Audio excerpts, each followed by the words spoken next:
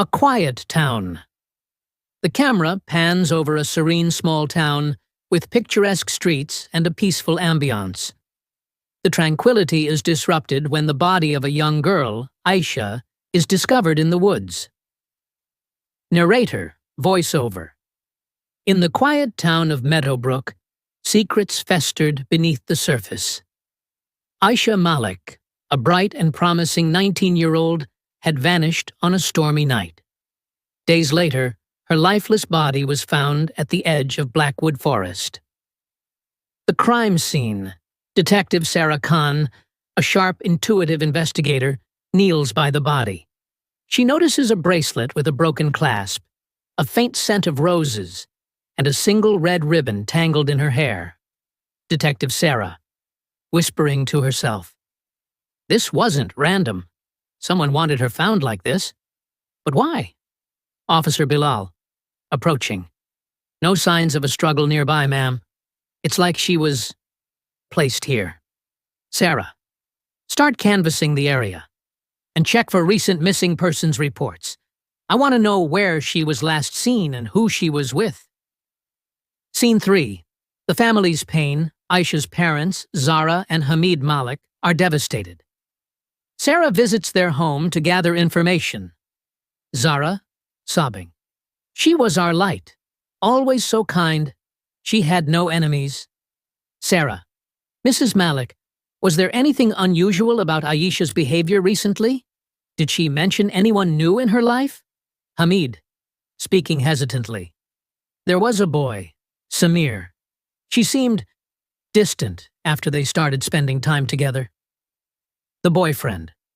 Sarah questions Samir, a quiet, nervous young man who claims to have loved Aisha deeply. Samir, "I would never hurt her. She wanted to leave this town, start fresh somewhere." Sarah, "Why didn't she?" Samir, silence, then reluctantly. "Her parents didn't approve of me. She felt trapped. But she wasn't herself the last time we spoke. She seemed scared of something." The best friend. Sarah interviews Sana, Aisha's best friend. Sana hesitates, but finally reveals something. Sana, "Aisha was being blackmailed. She didn't tell me much, but she said someone had something on her, something that could ruin her family." Sarah, "Did she say who?" Sana, "Numero," but she was terrified.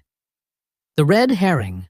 A local shopkeeper, Mr. Rafiq, becomes a suspect when Sarah discovers he sent threatening letters to Aisha after she caught him stealing from her father's business. Mr. Rafiq, livid. "I was angry, yes, but I didn't kill her. She embarrassed me, but I wouldn't do this." Sarah, "You were seen near Blackwood Forest the night she disappeared. Care to explain?" Mr. Rafiq, sweating. I was meeting someone. That's all I'll say." A twist. Sarah pieces together clues. Aisha's fear, the blackmail, and the scent of roses at the scene. She discovers Aisha's uncle, Farhan, had been secretly involved in shady dealings. Aisha found out and was threatening to expose him. Sarah, to Officer Bilal, "Check Farhan Malik's finances. He's hiding something." They uncover forged documents and payments to an unknown account. The confrontation. Sarah confronts Farhan at his home. Sarah, "You killed her because she found out about your schemes, didn't you? She trusted you, and you betrayed her." Farhan, losing his composure. "She wouldn't stop. She threatened to ruin everything. I didn't mean to. It was an accident." Sarah, "Accident or not, you took her life.